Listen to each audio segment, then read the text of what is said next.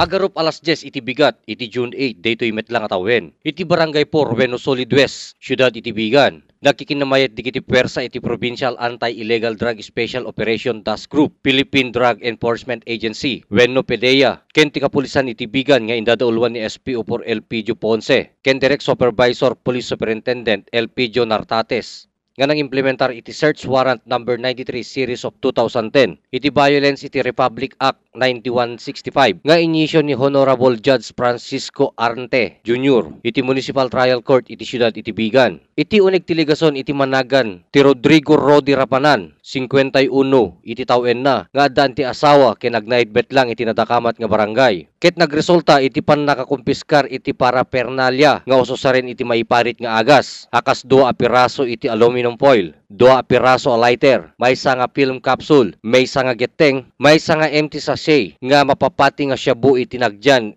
ken kwarta nga agatad iti 21,599. Nagbalay gimet nga naaresto tinadakamat nga sospek iti tulong ti barangay official a nadakamat a barangay, ket ditan anirapanan ket adda iti kustodiya iti kaming ti kapulisan iti Syudad iti Bigan. Ti investigasyon ket agtultuloy pay lang para iti nasao nga kaso. Para iti Press Corps, Ryan Pardo.